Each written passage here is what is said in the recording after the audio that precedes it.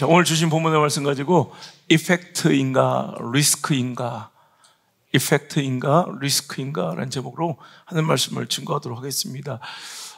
참 정치는 생물이라 참 알 수가 없어요. 하루 앞도 예견할 수가 없죠. 보수 정권이 이렇게 일찍이 재창출될 거란 예상을 했던 정치학자들은 별로 없었을 것입니다. 이 보수 정당이 힘을 잃고 그 지지하는 세력들이 다 사분오열되어 흩어지고 지지 정당이 없어졌을 때, 또 젊은 사람들의 민심이 보수 정당에서 다 떠나갔을 때, 한 젊은 30대 당대표가, 제가 기억하기로는 제가 정치 역사상 처음이었던 것 같아요. 우리나라 정치 역사에서는 하여튼 뭐 이렇게 젊은 보수 정당에, 특히 우파 보수 정당에는 참 그런 일이 잘 없는데, 젊은 당대표가 이렇게 선출되면서 그때 이제 젊은 이런 당원들이 가입하기 시작했고, 이반되었던 이런 지지 세력들이 다시 이제 보수 정당으로 규합되기 시작하였을 때, 각종 이 정치 평론가들은 그때 이제 이준석 이펙트다, 이렇게, 이준석 때문에 이렇게 아주 이준석 효과가 나타나고 있다 그러더라고요. 근데 얼마 지나지 않아서 또 젊은 당대표로 인해서 막 당이 쑥대밭이 되자 또 똑같은 그 패널이 나와가지고 평론가가 이러더라고요. 이준석 리스크가 이제 아주 태풍처럼 이 보수 정당을 흔들고 있다. 어떤 한 사람이 그가 속한 공동체, 조직, 그리고 그 세대와 더 나아가서는 먼 미래의 다음 세대까지 이펙트 내지는 리스크를 미칠 수 있다는 거죠. 오늘 나는 아무것도 아니게 했던 선택과 결정과 행동과 말 한마디가 나중에는 거대한 누군가를 뭔가 복되게 하고 일으키는 긍정적 에펙트가 될 수도 있고, 혹은 참담한 리스크로서 내 사랑하는 사람과 다음 세대에게 적용될 수 있다는 거예요. 신앙은요, 이 성경은요, 그런 이야기가 가득합니다. 그래서 한 사람의 잘못된 선택 하나가 그 자녀와 자손, 후손들을 완전히 박살내고 정말 그들의 신앙을 침몰시키는 거대한 리스크가 되기도 하고, 한 사람의 용기 있는 순종과 헌신과 희생과 결단이 그 자녀 자손들에게 엄청난 하나님의 축복과 믿음의 유산을 물려주는 통로로, 거룩한 긍정적 이펙트로 사용되기도 하더라는 거예요. 그렇습니다. 뭐 편한 말로 얘기하면 당신의 오늘의 삶은 당신의 내일의 이펙트, 디딤돌이 되겠습니까? 아니면 리스크, 여러분의 걸림돌이 될 것 같습니까? 오늘 여러분의 행동과 결정, 오늘 신앙의 모습이 여러분 자녀들에게 디딤돌, 에펙트가 될 것 같습니까? 아니면 걸림돌, 리스크가 될 것 같습니까? 여러분,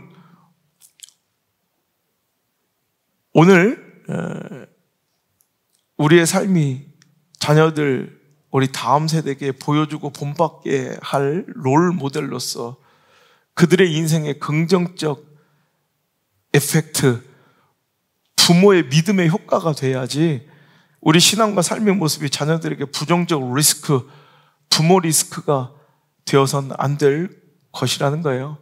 오늘 아주 간단한 주제의 말씀입니다. 여러분, 오늘 이 갈렙은요, 누구도 선택하지 않으려는, 누구도 떠맡지 않으려는 헤브론 산지를 오히려 나에게 달라고, 이 산지를 나에게 좀 맡겨달라고 애월하고 애청하고 있어요. 여러분, 우리가 생각할 때는 편하고 확률이 높고 가능성이 지대하고, 그죠? 형편이 마땅하고, 그죠? 이런 곳으로 가서 싸우고 싶고, 이런 사역지를, 이런 삶을 우리는 서로 박터지게 요구하며 싸우잖아. 이거 가지려고. 그런데 오늘 이것은, 자, 이 문제 풀어볼 사람, 오늘이 며칠이지? 그럼 다 고개 숙이죠. 수학 문제 쫙 써놓고, 자, 하면은, 그럼 대본 그날 벌벌 떠는 그 날짜와 같은 번호 혹은 주번, 뭐 이런 애들 막 벌벌 떨죠. 오히려 고개를 막 다, 여호수아가, 자, 이 헤브론 하면 다 고개를 숙이고, 이제 모른 척하고 막 안 들린 척하고 이래야 될 상황인데, 참 이상하게도 갈렙은 뛰쳐나와 이 산지를 우리 지파에게 주십시오. 저희가 맡겨주십시오. 오늘 저는 나이가 좀 많지만 내가 지금 하나님을 향한 열정, 내가 그 믿음의 야성만큼은 누구에도 뒤지지 않으니 저에게 한번 맡겨주세요. 저에게 주세요라고 오늘도 막 간청하며 리더 여호수아에게 매달리고 있더라는 거예요. 어찌 보면 유다 지파는요, 한 번도, 유다는 장자도 아니잖아요. 그 지파로서 보면 넷째 아들인데도 불구하고 항상 그의 삶을, 그 내력을, 그의 인생을 복기해 보면 유다 때부터 그는 뭔가 장자 같은 역할을 감당해요. 분명히 르우벤이 장자인데도 불구하고 항상 그는 앞서서 뭔가를 선행하고 주도하고 결정하고 헌신하고 희생하며 앞장서서 뛰어나가는 뭔가 장자적 마인드가 있어요. 그랬더니 정말 그는 장자 같은 지파가 된 거예요. 장자 같은 축복을 얻은 거예요. 여러분, 메시아 지파가 된 거예요. 예수님이 오실 통로가 된 거예요.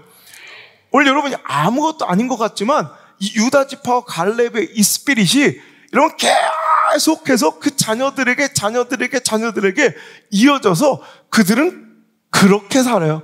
지금까지도. 여러분, 오늘 저와 여러분의 행동, 저와 여러분의 신앙의 모습이 얼마나 두려운 건지 알아요? 여러분들의 그 정신, 여러분들의 그 삶의 모습은 여러분 가문의 스피릿이 돼요. 그대로 흘러가요. 그래서 돈 의지하는 사람은 죽었다 깨도 돈에는 하나님 이거 먹고 다 팔아먹는 사람 되고요. 사람 관계 중요하게 생각하고 사람 따라다니는 사람은 절대로 하나님의 깊은 은혜까지 못 미쳐요. 항상 사람 언저리에서 놀다 끝나요. 이게 내 스피릿이에요. 정치질 좋아하는 사람은 죽을 때까지 정치질 하다 끝나요. 자기만 그렇게 살다 끝나면 좋은데 그 자녀들까지 이 더러운 정치, 관계, 이런 스피릿이 딱 똑같이 흘러가서 여러분 몇 대 흘러가서 딱 봐요. 똑같이 살아요. 똑같이. 저는 우리 아버지 목회를 40년을 옆에서 지켜보며 수천 가정의 흥망성쇠를 보고요. 저도 담임 목회도 짧지 않아 20년 담임 목회를 했어요. 또 수많은 가정의 흥망성쇠를 봤고요. 이제 그 자녀 자손들이 어떻게 살고 어떻게 되어 있는지를 전국 전 세계를 돌며 그들을 만나 답안지를 보며 제가 결론 내요. 똑같이 살아요. 지금 아주 똑같이 판박이처럼 살아요. 그러니 오늘 내가 잘해야 돼요. 아니 극단적으로 잘해야 돼요. 그러니까 내 가게에 흘러가는 이런 잘못된 정신들 있죠. 그러면 그것은 이건 다른 사람에게는 이건 흠이 되지 않고 이건 다른 사람에게 죄도 되지 않아. 그런데 나는 내 집안에 내 안에 내 영에 그런 것들이 자꾸 흘러가고 있다면 이거는 대충 다른 사람 정도로 지키면 안 되고 극단적으로 해야 돼. 극단적으로. 그러면 쳐다도 안 보고 막 완전히 우리 집안이 막 교회에서 정치질 하다가 사람 관계질 하다가 망하고 막 박살났다 그러면 아주 극단적으로 절대 고독을 누려야 돼. 하나님만 바라보고 아주 극단적으로 뭔가 끊어내야 돼. 내 대에는. 그래서 내 자녀들이 그나마 정상 범죄에 살아간다고. 똑같이 살아봐요. 여러분 반드시 땅을 치고 후회할 더럽게 보기 싫은 내 모습이 내 자식한테 똑같이 나올 테니까. 여러분이 굉장히 중요한 거예요. 갈렙은요 목숨 걸고 헌신하고 희생하고 앞장서요. 뭐 어려운 일, 뭐 두려운 일, 남들 다 몸살인 일 만나면 항상 유다 지파 갈렙은 먼저 뛰쳐나가요. 그랬더니 어떤 축복이 있어요? 오늘도 보니까 13절 여호수아가 여분네 아들 갈렙을 위하여 축복하고 헤브론을 그에게 주어 기업을 삼게 하며 헤브론이 그니 사람 여분네 아들 갈렙이 기업이 되어 그 집안의 기업이 되어 오늘까지 이르렀으니 이는 그가 이스라엘의 하나님 여호와께 충성하였더라. 할렐루야. 하나님께 충성한 자는 자신만 하나님과의 관계가 잘 되는 게 아니라 그 자손 자녀들까지 오늘도 그 축복의 DNA를 물려받아 함께 잘 되고 함께 복받고 함께 건강한 영성을 유지하더라는 거예요. 15절 헤브론의 이름은 기랏 아르바라. 시작. 아르바는 아낙 사람 가운데서 전쟁이 그쳤더라. 한 사람이 희생하니 평강이 오고요. 한 사람이 헌신하니 평안이 오고요. 아니면 여러분 전쟁 같은 사랑만 있는 게 아니라 전쟁 같은 믿음이 있어요. 맨날 이렇게 힘겹고 뭔가 불안하고 맨날 엎어졌다 잡았다 쓰러졌다 일어났다 회복됐다 누웠다 맨날 눈알이 삐졌다 다시 돌아왔다 시험 들었다 회복됐다 시험 들었다 회복됐다. 이거 전쟁 같은 신앙이에요. 전쟁 같은 신앙. 하나도 잔잔한 호숫가 같은 그런 평안한 신앙이 되지 못하고 맨날 들쑥날쑥 그 자식 새끼도 들쑥날쑥 그 자식의 자식 새끼도 들쑥날쑥 이거 보기 좋아요? 맨날 불안한 인생. 불안한 믿음. 불안하니까 전쟁 같은 믿음. 이런 거 좋아요 그거? 맨날 불안하고 막 전쟁 같은 믿음.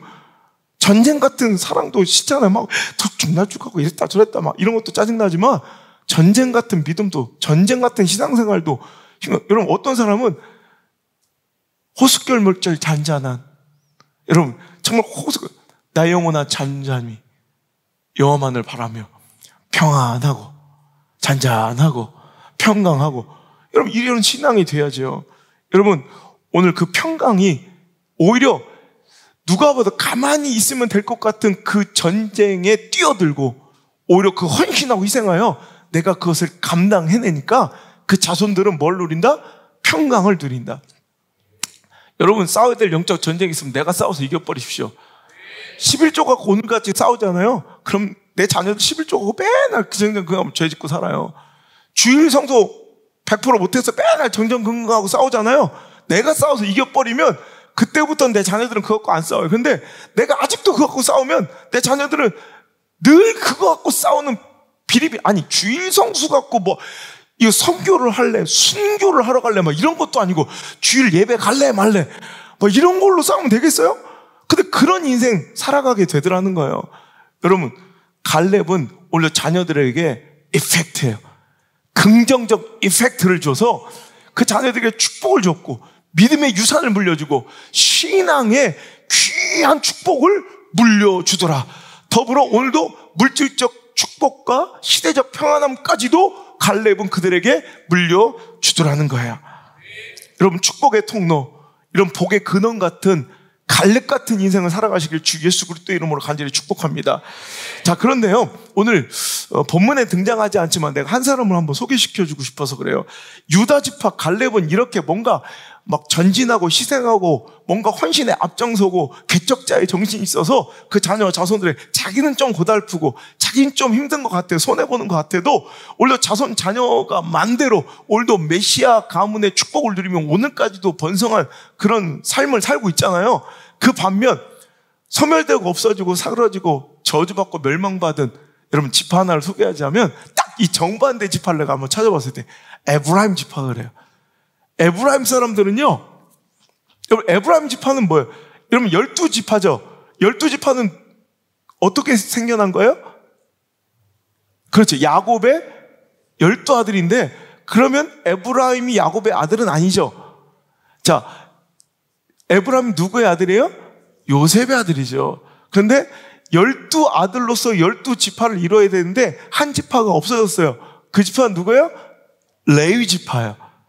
레위 지파는 야곱의 아들이긴 하나 야곱의 아들일 수 없고 야곱의 지파가 아니라 하나님의 지파로서 하나님이 가져가셨어요.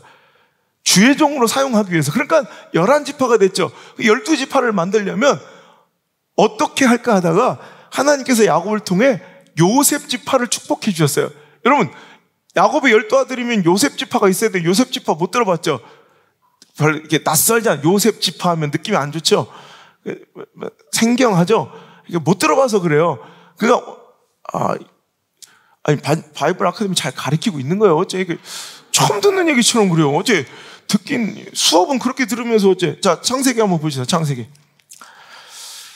내가 오늘 집회만 아니면 한번 바이블 아카데미 들어가 보고 싶은데 도대체 뭘 배우는 거예요, 가서.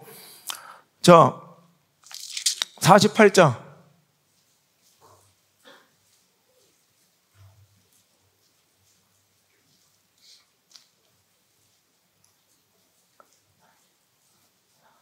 (3절부터) 시작. 요셉에게 이르되 이전에 가나안 땅 루스에서 전능하신 하나님이 내게 나타나 복을 주시며 내게 이르시되 내가 너로 생육하고 번성하게 하여 내게서 많은 백성이 나게 하고 내가 이 땅을 내 후손에게 주어 영원한 소유가 되게 하리라 하셨느니라. 내가 애굽으로 와서 내게 이르기 전에 애굽에서 내가 낳은 두 아들 에브라임과 므낫세는 내 것이라. 르우벤과 시몬처럼 내 것이 될 것이요. 자, 오늘 야곱이 얘기하는 거예요. 자, 오늘 요셉에게 요셉의 두 아들이 누구예요? 에브라임과 므낫세가 있는데 에브라임과 므낫세는 내 것이래. 야곱의 입장에서 내 것이래. 그러니까 루벤과 시몬, 루벤 장자 차남처럼 오늘 야곱이 요셉의 너의 아들, 그러니까 손자인데 손자를 뭘로 된 거예요? 아들로서 양자처럼 데리는 거예요. 왜? 요셉 지파에는 더블의 축복이 된 거예요. 그래서 에브라임과 므낫세는 요셉의 아들인데 오늘도 야곱의 아들로 편입이 되어 에브라임 지파와 므낫세 지파가 되는 거예요. 근데 므낫세 지파가 더 위고 에브라임 밑에인데 에브라임은 11번째 아들 요셉의 또 둘째 아들인데도 불구하고 또 더 큰 축복을 받아 장자의 축복을 받아요. 그러니까 보세요. 원래는 에브라임은 지파에 들어갈 자격도 없는, 그러니까 손주해야 되는데 아들의 축복을, 지파의 축복을 받았고 또 11번째 아들의 차남인데 그가 장자처럼 장자의 축복을 받았어요. 오히려 거꾸로 므낫세 형보다 더 큰 축복을 받았어요. 그러면 이런 복이 없다는 거예요. 이런 은혜가 없다는 거예요. 그럼 여러분 축복 많이 받고 은혜 많이 받고 또 하나님의 특별한 관심과 말씀에 또 은혜를 충만하게 받는 사람들이 있어요. 그럼 어떻게 해야 돼요?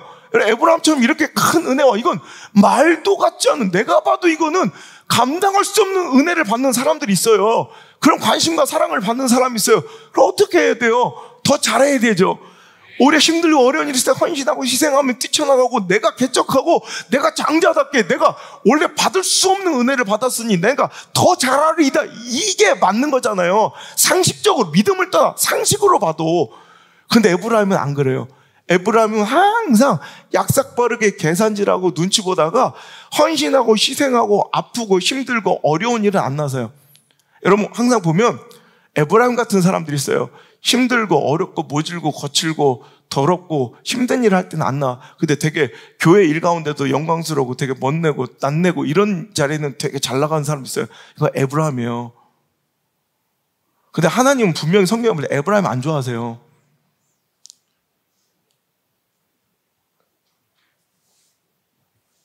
자, 제가 그냥 내 감정으로 이렇게 얘기하는 게 아니라 성경에 보면 에브라임이 등장할 때마다 그래. 자, 지금 우리가 여호수아서 14장 갈렙의 이야기 읽었는데 좀 너무 송구하고 외람된 부탁이지만 뒤로 3장만 더 넘겨줄 수 있어요?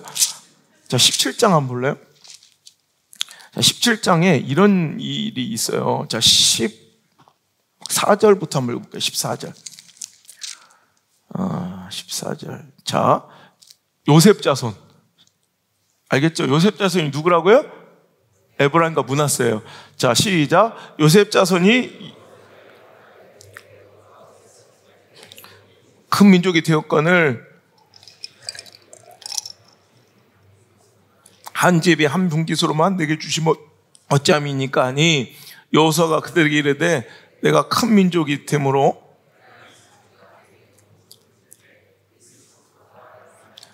땅 살림을 올라가서 스스로 개척하라 하니라. 자, 16절 한번 또 요셉 자손이 이르되 그 산지는 우리에게 넉넉하지 못하고 골짜기 땅에도 거주하는 모든 가나안 족속에게 벳산과 그 마을들을 거주하는 자이든지 이스라엘 골짜기 거주하는 자이든지 다 철병거가 있나이다 하니 여호수아가 다시 요셉 족속 곧 에브라임과 므낫세에게 말하 이르되 너는 큰 민족 큰 권능이 있은즉 한복님만 가질 것이 아니라 그 산지도 내 것이 되리니 비록 삼림이라도 내가 개척하라. 그 끝까지 내 것이 되리라. 가나안 족속이 비록 철병거를 가졌고 강할지라도 내가 능히 그를 쫓아내리라 하였더라. 느낌 이해가 되세요? 완전히 갈렙하고는 반대죠. 와서 불평, 불만, 서운함, 섭섭함만 지금 어찌 보면 에브라임 므낫세는 너무 큰 쪽을 갖고, 여러분 바이블 아카데미 할 때 그 가나안 정복 시대 그 정복 지형들을 보시면 므낫세 반지파와 므낫세 그리고 에브라임 지파가 차지한 그 땅이 결코 작지 않아요. 어마어마하게 넓은 영토예요. 여러분 한번 지도 한번 찾아보시라고. 그런데도 그들은 맨날 섭섭하고 맨날 서운하고, 지금 원래 에브라임 므낫세는 이런 지파로서의 자격도 없는 거예요. 그들은 손주라고. 자기 계열 학렬들은 오히려 첫째, 둘째, 셋째 그 큰아버지의 그 아들들, 자기 사촌들은 오히려 자기보다 막 나이가 많아가지고 거의 거의 아버지 뻘 되는 11번째 아들이잖아요. 요셉 11번째 아들의 그 아들들이니까 실은 거기 그 학렬에는 감히 설 수도 없는 자들. 그런데 그들은 똑같은 대우와 대접을 받으며 오늘 그곳에 있어요. 그냥 그것 자체가 그들은 그냥 감격해야 돼. 꿈만 같아야 돼. 근데 그들은 뭐예요? 불평하고 원망하고, 우리가 이렇게 큰 민족인데 이거밖에 안 줘요? 그랬더니 여호수아가 뭐라고 해요? 야, 나한테 자꾸 와서 그러지 말고 뭐해? 네가 가서 개척해. 저기 철병가 있단 말이에요. 야, 너는 하나님 주신 능력과 권능이 얼마나 큰데. 비록 삼림은 그 요새 같은 데는 지형적으로 전쟁하기 힘들고 아무리 그들이 강성하고 철병가 같이 있으더라도 너도 그 못지않게 힘 있고 능력 있어. 네가 가서 차지하고 개척하면 너는 그 끝까지 다 네 땅이 될 거야. 개척해 제발. 나와서 징징거리지 말고. 근데 생각해보세요. 여호수아가 무슨 집 한지 알아요? 여호수아는 에브라임 사람 눈의 아들 여호수아예요. 그럼 여호수아도 무슨 지파예요? 에브라임 지파예요. 에브라임 지파인 여호수아가 봐도 이건 너무 말 같지 않고 꼴 같지 않은 거예요. 여러분 어떤 느낌인지 아시겠죠? 그냥 갈렙처럼 유다 지파처럼 나가 싸우고 막 정복 전쟁에 하는데 헌신하고 희생하진 않는데 항상 그 영광의 배분에는 항상 불만과 섭섭함이 있어. 나 이거 주세요. 나 이거 해주세요. 이렇게 대접해 주세요. 이런 에브라임 되지 말라는 거예요. 그 후예들이 어떻게 되는지 내가 보여줄 테니까. 그리고 또 재밌는 거예요. 자, 여러분 기드온이 300용사로 여러분 미디안과 싸워 이기고 돌아오는 거 알죠? 자, 그때 여러분 32,000명이 모였잖아요. 그랬더니 이것도 너무 많다. 돌려보내 했더니 12,000명 돌아가서 22,000명 돌아가서 10,000명 남았어요. 이것도 많다. 제발 여기서 있지 말고 갈 사람 가라 해가지고 물떠먹는데 개처럼 먹은지 이렇게 뭐인가 그래가지고 300명 남았잖아요. 그런데 그 300명을 하나님께 역사하셔서 이기고 돌아왔어요. 어마어마한 거죠. 그랬더니 그때 딱 나서는 사람들이 있어요. 사사기 7장에 이 기드온의 그 멋진 승리의 이야기가 300명으로 미디안 그 대군을 물리치고 막 전리품과 전승물을 막 가지고 돌아오고 있을 때 8장에 어떤 일이 일어나냐면 8장 1절. 자, 시작. 에브라임 사람들이 기드온에게 이르되 내가 미디안과 싸우러 갈 때 우리를 부르지 아니하였으니 우리를 이같이 대접하면 어찌 됨이냐 하고 그와 크게 다투는지라. 보세요. 야, 승리하고 돌아와요. 300명이 미디안 대군을 이기고 돌아오는 거예요. 전리품을 갖고 오니까 갑자기 막 느닷없이 에브라임 사람이 막 나타나서 승질을. 야, 왜 나한테 연락 안 했어? 나 싸우고 싶었는데. 그래서 오히려 막 화를 내요. 기드온한테. 근데 기드온이 참 사람 좋아요. 저는 기드온은 아닌 것 같아요. 자, 2절 보세요. 시작. 기드온이 그들에게 이르되 내가 이제 행한 일이 너에게 한 것에 비교되겠느냐. 에브라임이 끝물 포도가 아비에셀의 만물 포도보다 낫지 아니하냐. 그러니까 그들을 오히려 달래줘. 아이고, 제가 한 건 아무것도 아닙니다. 당신네 지파의 아주 끝물 마지막에 나오는 그 잔챙이 포도가 우리 지파의 천물 포도 최고 좋은 것보다 더. 당신도 이렇게 귀한 지파인데 죄송해요, 잘못했어요, 이런 거. 지금 뭘 잘못했어? 오지도 않았어요, 지들은. 그리고 여러분 불러도 오지도 않았고, 그리고 거기서 다 떠나간 지파들 가운데도 얘들은 이런 거 관심도 없어, 싸움할 때는. 근데 나도 연락 안 해놨어. 한참 준비하고 있었다니까. 나 피가 끓고 있었다고 막 이러는 거예요. 그럼 전리품 내놓으라는 거예요. 그러니까 3절에 하나님이 미디안 방백과 오렉과 스웹을 너희 손에 넘겨주셨는지 내가 한 일이 어찌 능히 너희가 한 것에 비교되겠느냐 하니라. 우리 다 네가 더 크고 네가 더 잘났어. 오히려 이 기도는 오히려 그들을 막 이렇게 띄워줘요. 그냥 나 같은 거 아무것도 니네 집 최고야. 그랬더니 이 말을 하며 그때 그들의 노여움이 풀리니라. 이런 것들이 있어요. 헌신하고 희생할 때는 전혀 관심도 없어요. 오히려 그걸 방해하고 오히려 그걸 반대했던 사람들이에요. 근데 영광이 딱 베풀어지잖아요.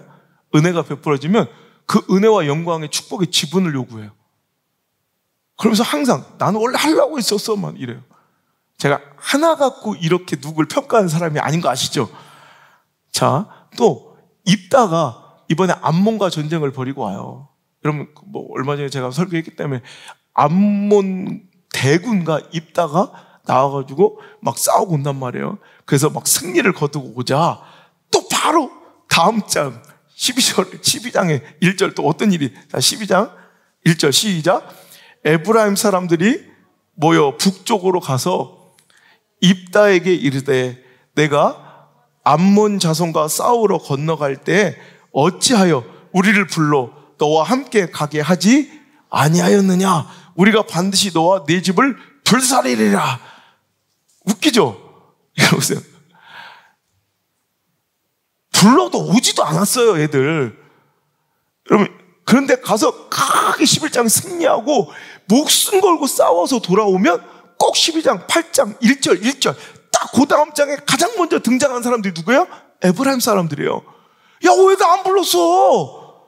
그러면서도 그것도 그냥 송구하고 미안, 내가 차마 겁이 나서 못 나갔지만 당신이 가져온 전리품 저도 그래도 형제인데 좀 나눠주면 안 되겠어? 막 이러면 그래 줄만 하죠. 근데 막 승질을 내면 니네 집 다 불태워버릴 거야.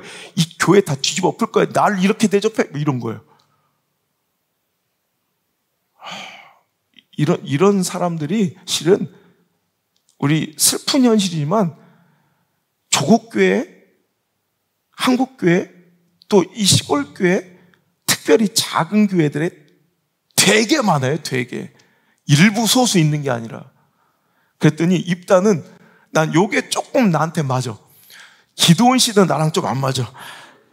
2절에 입다가 시작. 입다가 그들에게 이르되 나와 내 백성이 암몬 자손과 크게 싸울 때 내가 너희를 부르되 너희가 나를 그들의 손에 구원하지 아니한 걸 내가 불렀잖아. 니들이 안 온 거잖아.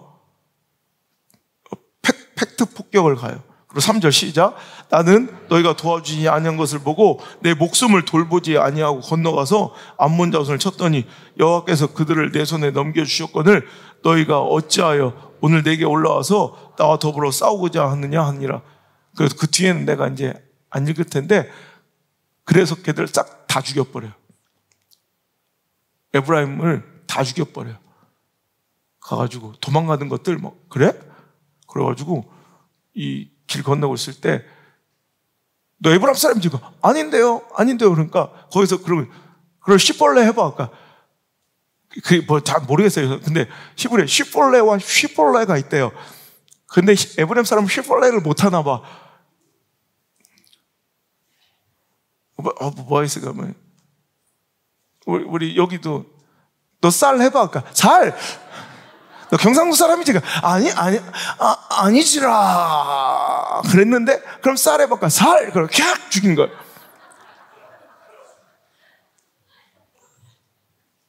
승리하리라. 해봐. 성리하리라. 그럼 다 죽여버린 거야.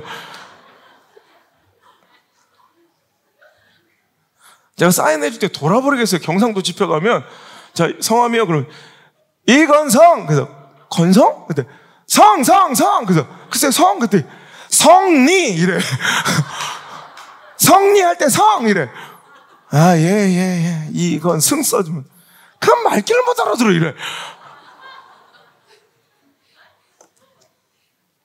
그렇지, 아버지가 아무리 이름을 건성 저도 자기 아들 이름은 건성이라고 안 짓겠지, 건성이라고 짓겠지. 여러분, 보세요. 똑같죠? 에브라임은 이런 사람들이에요. 헌신도 안 하다가 여러분 맨날 불평만 많고 우리는 지파가 지경도 분기도 작다고 막 섭섭함, 서운함, 불평, 불만 요구하는 거 많고 헌신 희생은 없는데 바라는 건 많아요. 오늘 보세요. 그랬더니 그들의 결말은 어떻게 되는지 보세요. 그 에브라임 지파는 그 DNA와 그 더러운 스피릿이 계속 그 부모들한테 보고 배운 게 이어가서 호세아서 가보면 에브라임 지파가 어떻게 멸망하는지가 적나라하게 드러나는데 빨리빨리 한번 읽어볼게요. 호세아서 빨리 찾을 수 있는 사람들은 좀 찾고 아니면 화면 보고 읽으세요. 호세아서 7장 1절 시작. 내가 이스라엘을 치료하려 할 때 에브라임의 죄와 사마리아 악이 드러난도다. 그들은 거짓을 행하여 안으로 들어가 도둑질을 밖으로 떼지어 노략질하더라. 여러분 에브라임은 어떻게 됐냐면 결국 여러분 다윗의 아들 솔로몬 다음에 르우벤이 왕이 될 때 이제 르호보암이 왕이 될 때 나라가 이제 다윗의 아들 솔로몬이 범죄로 인하여 그 아들 르호보암 때 왕국이 분열될 때 그 분열 왕국의 주축 세력이 바로 에브라임이었고 그래서 그 북이스라엘을 10지파가 차지하고 이제 따로 이제 남유다와 분리해서 살아가는 북이스라엘의 수도인 사마리아 그 사마리아가 바로 이제 에브라임의 이제 지역이고요. 그 사마리아 사람들이 바로 에브라임 사람이 되는 거예요. 그러니까 여러분 그들이 얼마나 악독했는지 또 7장 10절 이스라엘의 교만은 그 얼굴에 드러났나니 그들이 이 모든 말을 당하여도 그들이 하나님 여호와께로 돌아오지 아니하며 구하지도 아니한도다. 에브라임은 어리석은 비둘기같이 지혜가 없어서 애굽을 향하여 부르짖으며 아수르로 가노다. 결국 여러분 아수르한테 멸망할지도 모르고 결국 어떻게 해요? 이 이스라엘 북이스라엘은 즉 사마리아 사람들은 뭐 했어요? 아수르한테 도움을 청해 하나님께 구하지 아니하고. 그러니까 조금만 도움이 되고 유익이 된다면 정치적으로 약삭 발라가지고 그때 좀 강성한 애굽에도 빌붙었다가 또 아수르한테도 빌붙었다가 그러니까 하나님을 전적으로 신뢰하며 의지하지 못하고 맨날 그때 조금이라도 유익이 될 만한 그 돈 되는 곳 뭔가 나한테 유익되는 곳만 군침 걸리며 돌아다니면 여러분 이게 좋아 보여요. 그때 당시엔 되게 약삭바로 정치적이고 굉장히 능력 있어 보이는데 그 자기 새끼들이 맨날 누구한테 얻어먹고 빌어먹는 인간이 된다는 얘기예요. 여러분 또 8장 11절 호세아 8장 11장 12절 8장 11절 12절 시작. 에브라임은 죄를 위하여 제단을 많이 만들더니 그 제단이 그에게 범죄하게 하는 것이 되었도다. 내가 그를 위하여 내 율법을 10,000가지로 기록하였으나 그들은 이상한 것을 여기도다. 아까도 얘기했지만 그들은 사마리아 사람들이었어요. 북이스라엘 민족을 이루고 왕국을 이루면서 그들은 하나님을 대체할 금송아지가 필요했고요. 예루살렘 성전을 대체할 사마리아 성을 건축하고 세울 수밖에 없었다는 거예요. 그러니까 오늘도 자기 정치적 유익이나 물질적 유익이 필요하면 얼마든지 하나님을 대체 가능한 자로 여기고 하나님보다 더 눈앞에 유익이 있으면 하나님도 등 돌리고 애굽 따라가고 아수르 따라가고 금송아지 만들어 여기다 절하라고 하고 오늘도 돈 되는 거 내 눈앞에 유익 현실적 유익에는 약삭빠르게 기민하게 반응하는 사람들 이런 사람들이에요. 자 그러자 9장 3절 4절 시작. 그들은 여호와의 땅에 거주하지 못하며 에브라임의 애굽으로 다시 가고 아수르에서 더러운 것을 먹을 것이니라. 그들은 여호와께 포도주를 부어드리지 못하며 봐도 되지 못할 것이라. 그들의 재물은 애국하는 자의 떡과 같아서 그것을 먹는 자는 더러워지나니 그들의 떡은 자기의 먹기에만 소용될 뿐이라 여호와의 집에 드릴 것이 아님이니라. 자, 그들은 이제 하나님의 예배와 은혜의 자리에서는 이제 제하여진다는 거예요. 그리고 자기가 번 돈, 그러니까 그렇게 약삭빠르게 그렇게 막 탐하여서 눈앞에 현실적 유익을 쫓아다녔던 사람들이 그냥 겨우 잘 사느냐? 결국 그렇지도 못해요. 그냥 겨우 그냥 지들 먹고 사는 데만 소용되는 떡이 되지 그걸 하나님께 드릴 수 없는 떡이 된다. 그가 버는 모든 물질, 자기는 막 오늘 잘 되고 축복받아 하나님 영광 돌린다고 그렇지 않아. 하나님 받으시지도 않는 그냥 너나 잘 먹고 살아라. 그런 물질로 하나님께서 그 헌신과 충성을 받지도 않고 그 예배를 받지도 않는 집안이 된다는 거예요. 자, 9장 7절부터 또 한번 읽어볼게요. 시작. 형벌의 날이 이르렀고 보응의 날이 온 것을 이스라엘이 알지라. 선지자가 어리석었고 신에 감동한 자가 미쳤나니 이는 내 죄악이 많고 내 원한이 큼이니라. 에브라임은 나의 하나님 파수꾼이며 선지자는 모든 길에 친 새 잡는 자의 금을 갖고 그의 하나님 전에는 원한이 있도다. 그들이 기브아시되 같이 심히 부패한지라. 여호와께서 그 악을 기억하시고 그 죄를 벌하시리라. 옛적에 내가 이스라엘 만나기를 광야에서 포도를 만난 것 같이 하였으며 너희 조상들을 보기를 무화과 나무에서 처음 맺힌 첫 열매를 본 같이 하였거늘 그들이 바알볼에 가서 부끄러운 우상에 몸을 들임으로 저희가 사랑하는 우상과 같이 가증하여졌도다. 그래. 오늘 여러분, 하나님은 그들에게 그들을 영적으로 살리고 회복시키려고 말씀을 주셨는데 그들은 말씀을 오히려 이상한 것으로 여겼고 오히려 그 말씀을 증거하고 선포한 선지자들을 오히려 존중하지 않고요, 신뢰하지도 않았고, 하나님은 그래서 그들의 악을 징벌로서 벌하시고 이제 처리하실 것이라는 말씀하시면서 난 이 말씀에 막 눈물이 왈칵 쏟아들어. 하나님은 그들을 애초부터 버리거나 그들을 저주하셨던 족속이 아니거든요. 너무 큰 축복을 주셨던, 너무 사랑했던. 오늘 하나님의 그 사랑, 내가 이스라엘, 그러니까 에브라임 지파를 얘기해. 이스라엘 너희들을 볼 때 내가 꼭 어땠냐면, 너희 처음 만날 때 이스라엘 만나길 광야에서 포도를 만난, 여러분 사막 한복판에 그 황량한 사막을 걷고 있어. 그런데 여러분 상상해 보세요. 포도나무가 쫙 그림처럼 그 사막의 황량 가운데 포도나무가 딱, 근데 주렁주렁 포도가 열려 있어. 얼마나 신기하고 얼마나 반가웠겠어요. 하나님은 에브라임 지파 이스라엘을 만날 때 이런 마음이었대요. 너무 행복하고 사랑스러웠대요. 그리고 너희 조상들을 보기를, 하나님이 너희 조상들을 보기를 무화과 나무에서 처음 맺힌 첫 열매를 본 것 같아. 여러분 이거 아세요? 나무에서 열매가 딱 처음 맺힌, 막 그때 너무 예쁘고 막 경이롭지 않아요? 제가 옛날에 개척했던 그 첫 번째 성전에 식당이 없고 이렇게 주방도 없었어요. 그러니까 밥을 그냥 마당에서 이렇게 먹고 그냥 교회 요 자리에서 이렇게 앉아서 먹어야 됐다고. 그러니까 바깥에서 거의 테이블 같은 거 놓고 먹다가 그때 후식으로 이제 수박이 나왔는데 수박을 먹고 이렇게 탁 뱉었어. 뒤에 던져버렸어. 그런데 거기서 수박이 난 거예요. 그 이듬해. 수박이 나서 그 정원 화단에 요만하게 수박이 열렸는데 난 아직도 그 감격을 잊지를 못해요. 너무 예쁘더라고. 무화과 나무에 열린 첫 열매는 보는 것 같았대. 하나님이 우리를 그렇게 사랑하시는 분이에요. 그런데 그들은 하나님을 버리고 그냥 눈앞의 유익을 쫓아 자기 몸을 우상하게 드리고 음행하는 그런 여인처럼 오히려 자기 삶을 오히려 우상에게 갖다 바치는 그런 죄를 저질렀대요. 그래서 호세아서 9장 13절에 보면 내가 보건대 에브라임은 아름다운 곳에 심긴 두루와 같으나 그 자식들은 살인한 자에게 끌어내리로다. 원래 너희들은 축복받은 진짜 막 복받을 만한 족속이었는데 네 자손들은 다 망하게 되었구나. 여러분 아까 우리 가빈 축복했던 그 야곱의 축복이 야곱이 요셉에게 준 축복이잖아요. 원래 그 요셉에게 허락된 축복이었다고. 그래서 너는 담장 너머로 뻗은 무성한 가지 같은 그런 축복을 누릴 것이다. 이렇게 축복했어요. 그러니까 너의 축복이 막 번성이 누구도 막 한계 지경이 그를 막지 못할 정도로 막 가지가 넘어설 것이다. 축복받은 지파, 축복받은 그런 사람, 은혜 받은 가문이었잖아요.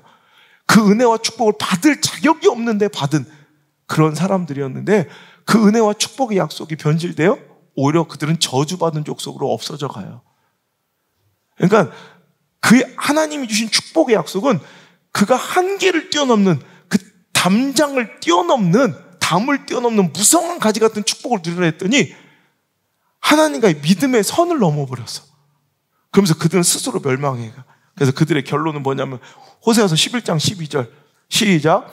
에브라임은 거짓으로 이스라엘 족속은 속임수로 나를 에워쌌으나 유다는 여전히 하나님과 거룩하고 신실한 자들에게 대하여 정함이 없도다. 아멘. 딱 비교가 나오죠.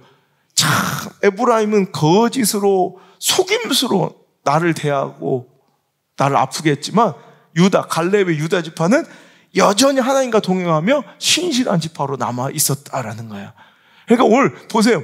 에브라임의 그 싸가지 없는 모습, 갈렙의 그 미련한 것 같은 헌신과 희생의 모습이 그때 당시에는 누가 더 약삭 빠르고 누가 더 잘 나가는 것처럼 보여요. 하지만 그 자손들을 보라는 거예요. 하나 완전히 망해버리고 그 자식들은 막 다 그냥 영적으로 다 쫓겨나고 버림받고, 그 손해보는 미련한 바보 같았던 갈렙의 자손들, 유다 지파들은 여전히 하나님을 신뢰하며 경외하며 주님과 동행하는 지파가 되어 있더라는 거예요. 더 참혹한 건 뭔지 알아요? 호세아서 12장 8절 시작. 에브라임이 말하기를 나는 실로 부자라. 내가 재물을 얻었는데 내가 수고한 모든 것 중에 죄라 할 만한 불의를 내게 찾아낼 자가 없으리라. 이게 진짜 불행해요. 차라리 자기가 하나님 앞에 범죄하고 죄인인 것을 인정하고 회개라도 할 수 있는 기회가 있으면 좋으련만, 그들은 뭐로만 부요함을 자랑하고 그게 축복이고 신앙의 성장인 줄. 여러분, 절대로 물질의 풍요함이 여러분 하나님과의 관계의 올바름은 아니에요. 근데 그들은 내가 이렇게 부자가 되는데 나는 하나도 죄가 없어 이러면서 오히려 그들은 회개할 기회도 없이 비참하게 스스로 자기가 영적으로 하나님과 관계가 멀어져 죽어가고 있음을 스스로 깨닫지도 못하는 지파로 그들은 소멸되어 가는 거예요. 어때요? 여러분, 오늘 우리의 삶과 선택이 갈렙처럼 내 자녀 자손들, 우리 다음 세대에게 멋진 긍정의 이펙트가 될 수도 있고, 에브라임처럼 오늘 우리의 선택과 잘못된 그 삐질한 영적인 그 모습이 내 자녀 자손들에게 여러분 중대한 리스크가 될 수도 있다는 거예요. 오늘 당신의 삶은 여러분 당신의 내일의 이펙트입니까? 리스크입니까? 오늘 당신의 현재는 당신의 미래에 여러분 리스크가 될 것 같습니까? 아니면 이펙트가 될 것 같습니까?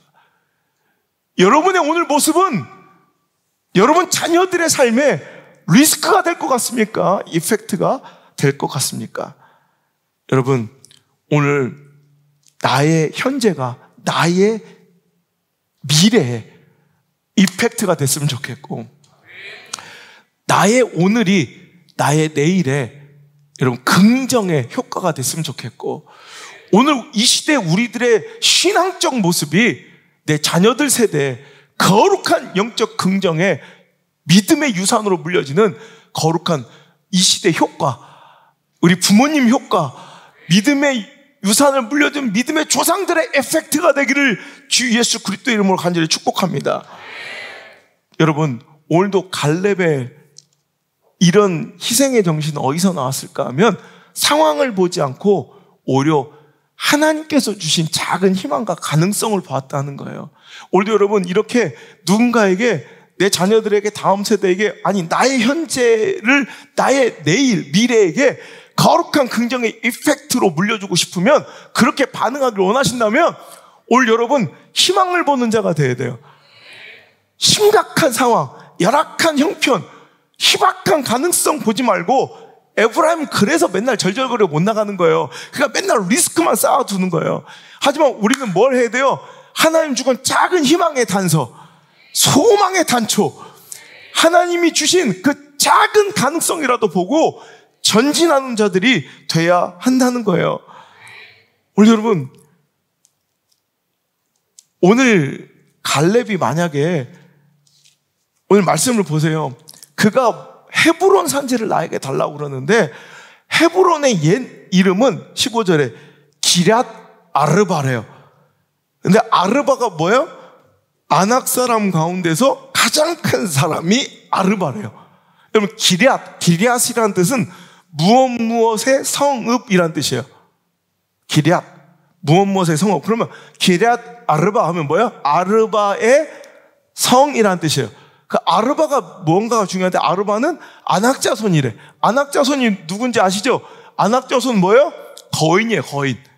아낙 자손은 거인 지파, 거인 족속의 아낙 족속인데, 이 아낙 족속 중에서도 가장 유별나게 유산스럽게 더 큰 족속이 뭐라고요? 아르바래요.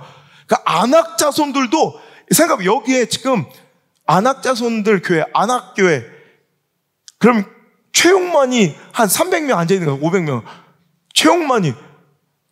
근데 거기서 아르바 교회는 최용만이 단신이야. 최영만한테 땅꼬마라고 놀림당해. 최영만이 뭔 얘기인지 아시겠어요? 아르바는 안악자손들 중에서 가장 큰 지파예요. 오늘 뭘 안 좋은 일 있어요? 오늘? 오늘 말씀 듣다 보니까 내가 다 리스크 같아요? 그럼 정신 차리고 회개하면 돼요, 이 에브라임들아. 오늘 그래요, 여러분. 이거를 보면 못 나가죠. 형편 보면 안 되죠. 상황 보면 이 희박한, 내가 이길 가능성, 헤브론 또 산지 요새예요. 요새 안에 안악자손 중에 가장 거대한 아르바가 지키고 있는 성이 있어요. 희박한 가능성이죠. 열악한 형편이죠. 절망적인 상황이죠. 그럼 못 나가지, 이거 보면. 그런데 오늘 갈렙의 장점과 그의 신앙의 긍정적 요소는 뭐냐면 내가 85세라 못 나가요, 이게 아니라 내가 비록 육체의 나이는 85세지만 정신은 아직도 쌩쌩하게 40대 그때와 별반 다름이 없다. 내가 아직은 움직일 수는 있나이다. 이러고 내가 누워있으면 나 달란 소리도 안 하지만 내가 아직도 출입할 수 있고 나갈 수 있고 움직일 수 있고 싸울 수 있다. 작은 희망의 가능성이라도 오늘도 있다면 그는 그 일을 하려고 하는 거예요. 순종하려고 하는 거예요. 오늘 저는요, 우리 한국교회가 자꾸 뭔가 또 사역자들이 이제 내년에 이제 우린 제2의 개척을 선포하며 나갈 건데, 여러분 제가 만약에 어떤 상황, 형편, 가능성 이걸 보고 왔으면 여기 개척을 못했겠죠. 그저 못할 이유가 가득하다. 제가 늘 얘기해요. 내가 여기 떠날 이유를 찾아하면 하루에도 500개를 더 찾아요. 실은 535개인데 뒷자리 뗀 거예요. 500개도 더 찾아요. 그런데 오늘 내가 여기 있어야 될 딱 한 가지 이유, 하나님의 컬링, 하나님의 부르심, 하나님의 명령 가운데 난 작은 희망을 보는 거예요. 하나님의 일하심을 봐야 일할 수 있는 거죠. 여러분 오늘도 여러분 희망을 보세요. 하나님 주실 꿈을 보세요. 그 약속을 보세요. 상황 보지 말고, 처지 보지 말고, 형편 보지 말고, 가능성 보지 말고, 확률 따라가지 말고, 오늘도 희망, 하나님 주신 희망, 그 하나 단초만, 그 하나만 있으면 돼요. 여러분 엘리야가요 오늘도 850대 1로 갈멜 산상에서 맞짱을 떠 아세라와 바알 선지자들 싹 다 죽이는 그 영적 전쟁이, 여러분 상황, 형편, 가능성, 확률 보면 못 싸우죠. 그런데 그는 하나님의 일하실 가능성을 보고 오히려 확률, 가능성을 되게 희박하게 막 물을 끼얹어 버려요. 그래도 거기에 불이 떨어지는 거예요. 하나님이 역사하시면 그는 할 수 있다는 믿음이 바로 희망을 볼 수 있는 눈이에요. 야, 차라리 내가 오늘 850, 내가 150대 1이면 싸워요. 내가 17대 1까지는 가능해. 이래봤자 17명이야. 전화 돼야 한 18명하고 싸우지. 여러분, 그래봤자 18명. 근데 전 850대 1이 안 돼요. 이러면 죽을 때까지 그렇게 징징거리고 사는 거야. 하지만 그는, 야, 850이면 어쩌고, 야, 1000이면 어쩌고. 어차피 2명한테 뚫려 맞아 죽나, 850명한테 뚫려. 우리가 장렬하게 전사하긴 그게 더 멋있어 보여. 그죠? 어차피 여기 불 떨어지, 내가 라이터도 없고 불 떨어질 건데 물 껴지면 어떻고 안 껴지면 어때? 오히려 희망을 보는 거예요. 어떤 상황 속에서. 이런 사람들 가능성과 상황, 처지, 형편만 맨날 가늠하고 계산질하고, 홍해 깊이 재고 앉았고, 골리앗 키 재고 앉았고, 여리구성 두께 재고 앉았고, 미대한 숫자 세고 앉았고, 블레셋 철병거 개수 세고 앉았고, 이런 것들은 절대 못 나가요. 그냥 거기서도 홍해 앞에서도 희망을 보고, 여리고 앞에서도 희망을 보고, 한 미디안 대군 앞에서도 희망을 보고, 이런 젖은 장작더미에서도 희망을 보고, 그럼 거기서 역사하신 하나님을 만나게 된다는 거예요. 여러분 갈렙은 이거 잘하는 사람이에요. 여러분도 여러분 아무것도 없는 것 같죠? 작은 희망이 있어요. 그 희망을 보시기 바래요. 자꾸 없는 거, 응답되지 않는 거, 안 되는 거, 안 팔리는 거, 이런 거 보면서 자꾸 절망하고 기죽지 말고 하나님 주신 희망이 있어요. 그 희망 붙들고 그거 보고 가는 거예요, 믿음은. 여러분 열왕기하 4장 볼까요? 열왕기하 4장 1절에 자 읽겠습니다. 시작. 선지자의 제자들이 아내 중에 한 여인이 엘리사에게 부르짖어 이르되 당신의 종 나의 남편이 이미 죽었는데 당신의 종이 여호와를 경외한 줄을 당신이 아시는 바입니다. 이제 빚준 사람이 와서 나의 두 아이를 데려가 그의 종으로 삼기자 하나이다 하니 엘리사가 그에게 이르되 내가 너를 위하여 어떻게 하랴? 내 집에 무엇이 있는지 내게 말하라. 그가 이르되 계집종의 집에 기름 한 그릇 외에는 아무것도 없나이다. 자 보세요. 오늘 심각한 상황이에요. 자기 남편이 죽었어요. 빚을 졌어요. 근데 빚을 갚을 능력이 없어요. 두 아들이 종으로 팔려가게 생겼어요. 참담한 현실, 열악한 환경, 처절한 상황, 희박한 가능성, 도저히 이건 뭐 말도 안 되는 확률. 자, 이게 우리 인생일 수도 있어요. 자, 그런데 우린 자꾸 여기에 막 몰입해 가요. 확률도 안 되고 상황도 안 되고 처지도 안 되고 형편도 안 되고 안 돼. 그럴 때 주의 종은 뭐 해야 되는 사람인지 알아요? 희망을 보게 하는 거예요. 열악한 형편과 그 처절한 그 상황, 그 희박한 가능성에 우리 마음을 다 시선 다 뺏겨버렸을 때 주의 종은 뭐 하는 사람이냐면, 너 아직도 희망의 단서가 있어. 너의 집에 무엇이 남아있느냐? 너의 삶에 무엇이 남아있느냐? 네 삶에 무엇이 있느냐? 자꾸 이걸 보게 하는 게 주의 종이에요. 너 무엇이 있느냐? 물어보는 거예요. 자꾸 나는 없습니다. 죽었습니다. 끝났습니다. 나는 끝났습니다. 난 절망입니다. 이렇게 외치고 있는 여인에게 너 뭐 있어? 여러분, 그가 보니 이 계집종에는 이 기름 한 병 외에는 가진 것이 없습니다. 있네? 없습니다. 기름 한 병 외에는 기름이 있잖아. 여기서 희망을 본 거예요. 믿음 뭐냐면 여기서 희망을 보는 거예요. 이 작은 기름 한 병에서도 희망을 보는 거예요.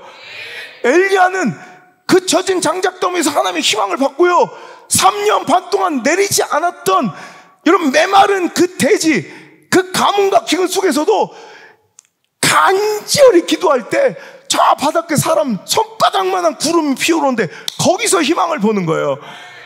여러분, 열왕기상 18장 44절 시작. 7번째 이르러서는 그가 말하되 바다에서 사람의 손만한 작은 구름이 일어나나이다. 이르되 올라가 아합에게 말하기를 비에 막히지 않도록 마차를 갖추고 내려가소서 하라. 여러분, 저와 멀리 7번 간절히 기도할 때 사람 손바닥만한 구름 하나 피어올랐는데 엘리야는 거기서 뭘 본 거예요? 거기서 희망을 본 거예요. 폭우를 본 거예요. 그 메마른 대지를 적시고도 남을 만한, 여러분의 메마른 상황과 형편을 적시고도 남을 만한, 여러분의 메마른 형편과 모든 갈증들을 채우고도 남을 만한 여러분 희망의 피를 본 거예요. 그 폭우를 본 거예요. 여러분, 바가지 갖다가 물 받으세요가 아니에요. 그 정도가 아니에요. 폭우가 내릴 거니까 빨리 마차 끌고 빨리 가세요. 멋지죠? 전 이런 목사가 되고 싶어요. 징징거리면 이것도 없네요, 저것도 없네요, 여기 시골이네요, 뭐네요, 오프님 막 사람들도 변변 찾네요, 막 이런 거 보는 게 아니라, 여러분, 사람 손만한 구름에도 희망을, 폭우를 볼 줄 아는, 성령의 폭우를 볼 줄 아는, 그 기름 한 병에서도 넘쳐난 하나님의 축복 부흥을 볼 수 있는 그런 눈이 저와 여러분에게 열리게 되기를 주의 이름으로 축원합니다. 여러분, 제가요, 이 말씀을 준비하게 된 그 딱 배경이 뭐냐면, 제 강릉에 얼마 전에 집회 갔다가, 강릉이 언제부터 커피의 도시가, 커피의 막 메카가 됐어요. 그 목사님들은 어지간하면 목사님들 앞에서 이제 커피 얘기하면 하지 말라고 할 정도로 원두도 막 비싼, 다 바리스타 자격증들이 거의 다 있어요. 그리고 우리처럼 막 그냥 따끔 따서 이런 거, 막 혐오해요.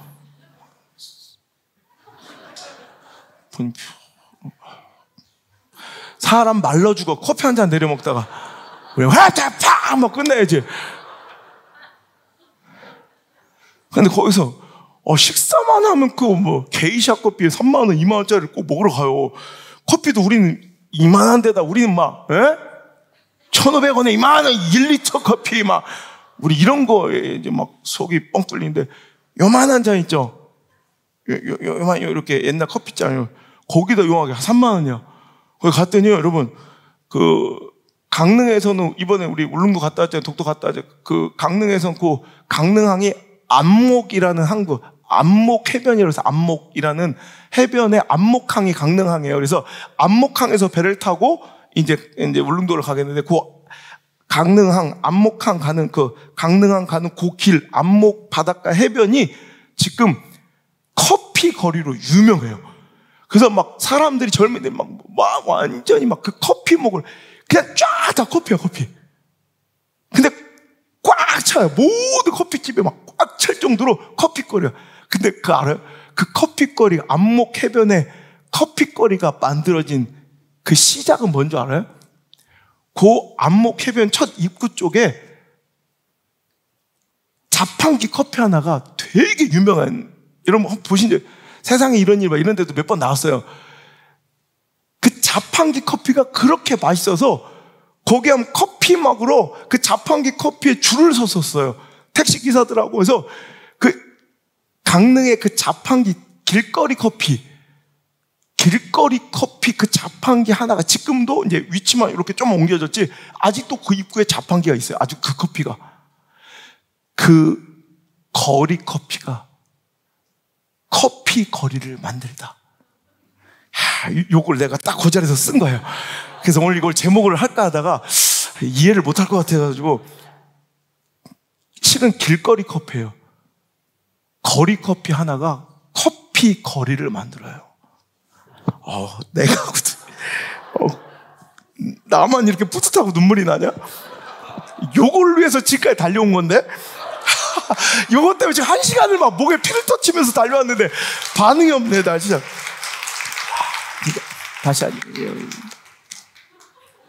지금 누가 상상했겠어요? 그 초라한 바닷가에 자판기, 길거리 커피 하나. 근데 그 거리 커피가 커피 거리를 만들어요. 지금 자기들이 갖고 있는 그 길거리 커피, 자판기 커피 같은 그 후질근한 내 삶의 꼬라지 형편이 있을 거예요. 절망하고 싶죠. 그게 먼 훗날 당신의 그 긍정과 믿음의 에펙트가 쌓여가면 어느 순간 믿음의 거리가 형성되고 믿음의 가문이 형성되고 그런 믿음의 명문가가 세워져요. 그러니 그 자리를 잘 지키란 말이에요. 그 믿음을 잘 지키고 누가 뭐라고 홀대하고 싸구려 취급하든 거기에 우뚝 서서 그대로 그 자리 참 지켜보란 얘기예요. 거기서 이루어질 하나님의 놀라운 역사, 그 뒤에 여러분 자손들, 그 뒤에 파생된 그 커피들, 게이샤 커피, 코나 커피, 로아 커피, 몇만 원짜리 커피들이 200원짜리 커피에서 시작된 거예요. 할렐루야. 내가 그때 사람들은 커피 마시러 나가는데 거기서 한참 서서 이 설교문을 막 쓴 거예요. 그래, 내가 비록 지금 길거리 커피 마냥 본디 없고 처량한 꼬라지지만 내 자손들, 내 후손들에게는 너를 믿음의 명문가로 만들어주겠다. 믿음의 명문가로 세워가겠다. 여러분, 그러기 위해서 기준을 크게, 기준을 높게 세우시길 바랍니다. 오늘 이 정도면 되었죠. 만족할 수 있는데도 불구하고 갈렙은 오늘도 기준을 높게 세우고 10절에 이제 보소서 여호와께서 이 말씀을 모세에게 이르신 때로부터 이스라엘이 광야에서 방황한 이 45년 동안을 여호와께서 말씀하신 대로 나를 생존하게 하셨나이다. 오늘 내가 85세로 돼 모세가 나를 보내던 날과 같이 오늘도 내가 여전히 강건하니 내 힘이 그때나 지금이나 같아서 싸움에나 출입에 감당할 수 있으니 그날에 여호와께서 말씀하신 이 산지를 지금 내게 주소서. 당신이 그날에 들으셨거니와 그곳에는 아낙 사람이 있고 그 성읍들은 크고 견고할지라도 여호와께서 나와 함께 하시면 내가 여호와께서 말씀하신 대로 그들을 쫓아내리이다. 오히려 큰 목표를 가지고 오히려 더 큰 상대에게 대전하면 내 몸집을 영적 몸집을 키울 수 있는 거예요. 정치 신인들이 자꾸 대권 두자 막 상대도 안 돼 막 대권 후보를 막 SNS로 저렇게 공격하는 이유가 뭐냐면 여러분 싸우다 이기려고 하는 게 아니에요. 그냥 부딪혀도 지 몸집이 커지고 여러분 정치적 역량이 여러분 커지기 때문에 자꾸 큰 사람하고 붙고 싶어하는 아무나 안 붙어줘요. 오늘 여러분 목표를 크게 세우고 기준을 높게 잡으세요. 제일 망할 놈의 이 에브라임 같은 이런 마인드가 이거예요. 요즘 애들 다 그래요. 목사님 요즘 교회들 다 그래요. 요즘 왜 우리만 이렇게 빡세게 그래요. 요즘 성도들 다 그래요. 이게 망할 놈의 에브라임 마인드예요. 여러분 높고 큰 기준을 세우세요. 이 정도면 되었다 만족하지 말고, 제가 말씀 준비할 때 저희 원칙이 아주 높은 기준이에요. 더 큰 기준을 세우는 거예요. 조금만 이것에 훼손돼도 용납하지 않는 거예요, 나를. 자꾸 그래야 발전하는 거예요. 지금 한국교회는 자꾸 더 낮은 수준의 기준을 제공하고 함께 지금 망하는 길로 하향 평준화가 고 있어요. 여러분, 요즘 젊은이들 신앙들 봐요. 이게 신앙이고 이게 예배입니까? 전체가 다 지금 하향 평준화로 다 같이 지금 몰락하고 있고요. 교회들 보세요. 지금 야성이나 영성이 지금 하향 평준화돼 있고, 목회자들도 지금 더 낮은 수준의 기준을 제시하고 그것만 맞추면 된다고 생각, 월급쟁이처럼 하향 평준화로 다 망하는 길로 가고 있어요. 왜 더 기도할 수는 없고, 왜 더 연구하고, 더 성경을 읽고, 더 목숨 걸고, 더 금식하고, 더 매달려서 더 높은 수준을 향할 수 없냐고요. 제가 얼마 전 신학생 하나가 전도사님 나한테 상담했길래, 그래서 내가 보니까 네 주변의 사람들하고 똑같이 놀면 너는 반드시 망한다. 내가 볼 때 거긴 소망이 없더라. 더 높은 수준의 기준을 세워라. 더 높은 수준의, 그들하고는 상대도 안 될 만한 더 큰 기준, 스탠다드를 정해놓고 그거에 맞춰 살아라. 그래야 네가 이 시대에 네가 조금이라도 쓰임 당할까 말까. 여러분, 그거예요. 여러분, 대충 이 시대에 만족하지 말고요, 이 세대를 본받지 말고, 우리의 기준은 하나님께서 우리를 향하시 기뻐하시고 선하시고 온전하신 그 뜻이 우리의 기준 돼야 돼요. 그냥 사람들은 뭐라고 하건, 미쳤다고 하건, 뭐 빡세겠다고 하건, 뭐 우리 교회 뭐라고 한다고? 개빡세다고? 개빡세다고 하든 상관없이 높은 기준을 세요. 높은 기준. 지들이 나중에 망하든 말든 그 자식 새끼들 지금 어떻게 혼자 그래 버티고, 교회는 당긴다 칩시다. 그래 여건이 자기들 세대 교회는 당긴다 칩시다. 예수 믿는지 모르겠지만 자녀 자신 있어요? 그 다음 세대 자신 있어요? 그런 꼬라지로 에브라임처럼 신앙생활에서 내가 볼 때는 절대로 그 자식들 소망 없어. 더 높은 수준으로, 난 더 좁은 길로, 더 빡세게. 여러분, 이건 레드칼은 급진적인 게 아니에요. 이게 지극히, 이게 옛날 우리 믿음의 선배님들한테는 이게 레디컬이 아니라 이게 지극히 정상적인 기준이었다고. 이게 평범함이었는데 어느 순간부터 이게 기이한 환경이 되었고, 이게 레디컬 급진적이라고 그러고, 이게 빡세다고 그러고, 뭐 옆에 교회에서 우리는 개 빡세다고 그러고. 여러분, 우리는 더 높은 수준의 더 큰 기준을 세워야 돼요. 조수미 씨가 이런 인터뷰를 하대. 대가는 달라. 모든 가수들의 꿈은 자기 노래를 들은 청중들이 자기에게 박수 쳐주는 소리를 듣고 싶어 합니다. 맞잖아요, 그죠? 모든 가수들의 꿈은 이거래. 자기 노래를 들은 이후에 사람들이 박수 쳐주는 거. 근데 나는 한 번도 그런 꿈을 꿔본 적이 없대. 나는 처음 성악을 시작하고 난 후부터 지금까지 나의 꿈은 내 노래를 들은 사람들이 넋이 나가 기절해버리는 게 꿈이래. 그 수준으로 연습한대. 이거 봐, 기절해버려서 다 멍하잖아. 제 설교는 기준이 그거예요. 그냥 가서 습관적인 그냥 아멘 이게 아니라 그냥 그 깨달음, 그 깨달음의 환희, 그 이치의 발견함에 대한 그 막 감격과 경외 너글로 와서. 그래서 제 집회 끝나고 헌금이 안 나온대. 진짜 그런 소리 내가 몇 번 들었어요. 설교 들으면 다른 설교 부흥사들은 설교 끝나고 은혜 받아서 헌금을 많이 하는데 저는 헌금을 안 한대. 너무 넋이 나가서 헌금할 생각을 못 한대. 난 그게 꿈이에요. 아무 생각도 나지 않게 그냥. 미리 걷어야 돼. 넋 나가서 집에 갈 때. 여러분, 그래야 겨우 이 시대의 타락과 믿음의 현재를 이겨낼 수 있어요. 그릇을 빌려오되 조금 빌리지 말고 높은 수준으로 좀 살아세요. 제가 오늘 그냥 예배 전에 기도하다가 목양실에서 하나님 오늘도 저렇게 은혜를 채워주세요. 근데 갑자기 눈물이 나는 거예요.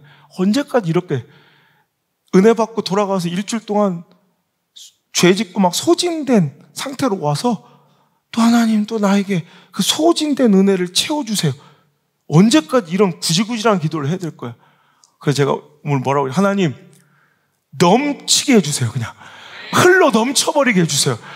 그냥 깨딱깨딱 해가지고 또 껴차서 뺑뺑 켜 이렇게 가지 말고 하나님 막 흘러 넘치게 충만하게 해주세요.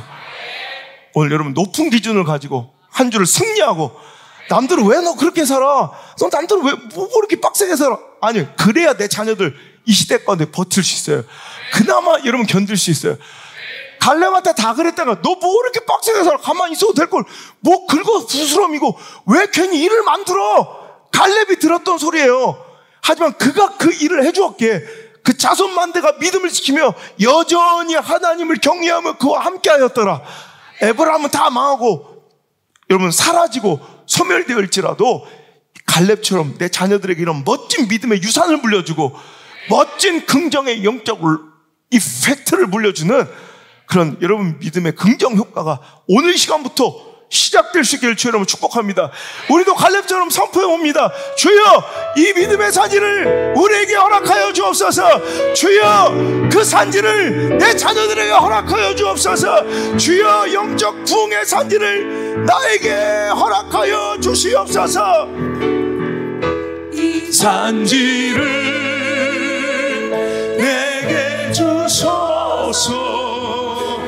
그날에 주께서 말씀하신 이제 내가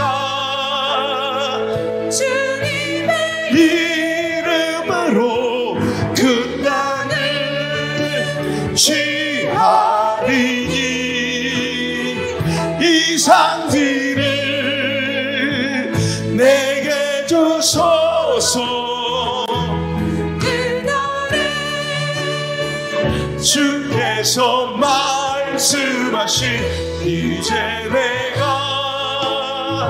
주님의 이름으로 이 땅을 취하리니 주님이 주신 땅으로 한 걸음씩 나아갈 때에 수많은 적들과 견고한 성이 나를 두렵게 하지만 주님을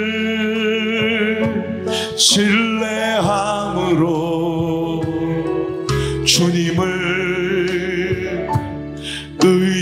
의지함으로 주님이 주시는 담대함으로 큰 소리 외치며 나아가네. 이 산지를 내게 주소서. 그날에 주께서 말씀하신 이제 내가 주님의 이름으로 그 땅을 취하리니 이 산지를 내게 주소서. 그날에 주께서 말씀하신 이제 내가 주님의 이름으로 이 땅을 취하리. 이 산지를 내게 주세요 주님. 내가 가겠나이다. 내가 순종하겠나이다. 내가 헌신하며 주님의 그 길을 개척하겠나이다. 그 복과 은혜를 내 자녀들에게 물려주길 원합니다. 내 자손들에게 되물려주길 원합니다. 믿음의 명문관을 세워가는 귀한 종들 되길 원합니다. 이 산지를 내게 주소서. 그날에 주께서 말씀하신 이제 내가 주님의 이름으로 다시 한번 이 산지를 내게 주소서. 그날에 주께서 말씀하신 이제 내가 주님의 이름으로 이 땅을 취하리니 이 산지를 내게 주소서. 그날에 주께서 말씀하신 이제 내가 주님의 이름으로 그 땅을 취하리니. 할렐루야. 아버지 하나님, 이 도전의 산지를, 이 희생의 산지를, 이 순종의 산지를, 이 부흥의 산지를, 이 영혼 구원과 전도와 선교의 산지를 나에게 주옵소서. 힘들고 어렵고 거칠고 황망하며 조롱당하고 손가락질 당할지라도 주여 제가 가겠나이다, 제가 가겠나이다, 우리가 가겠나이다.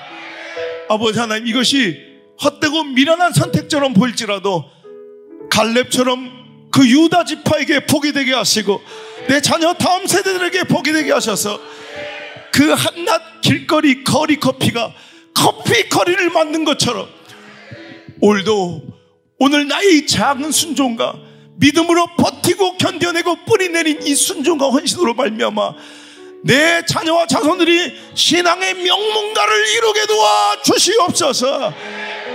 이제는 주 예수 그리스도의 크신 은혜와 내 아버지 하나님의 놀라우신 사랑과 우리를 이끄시는 성령님의 그 위대하신 계획이 오늘 이 자리에 나와 이 산지를 나에게 달라고, 내가 에브라임 지파처럼 영적 쪼다 찌질이처럼 살지 않고 오늘도 유다 지파처럼 오늘도 전진하며 헌신하며 희생하며 순종하며 도전할 때 이루실 그 놀라운 축복과 하나님의 계획과 내 자녀들의 은혜와 복을 믿으며 전진하는 모든 성도들 머리 위에, 우리 모든 미디어 성령 가족들 머리 위에 이제부터 떠나가지 마시고 내 자녀들 다음 세대의 모든 인생의 발걸음마다 절대로 떠나가지 마시고 1분도 떠나지 마시고 1초도 떠나지 마시고 1초도 떠나가지 마시고 영원토록 함께 머무시기를 간절히 또 간절히 축원하옵나이다.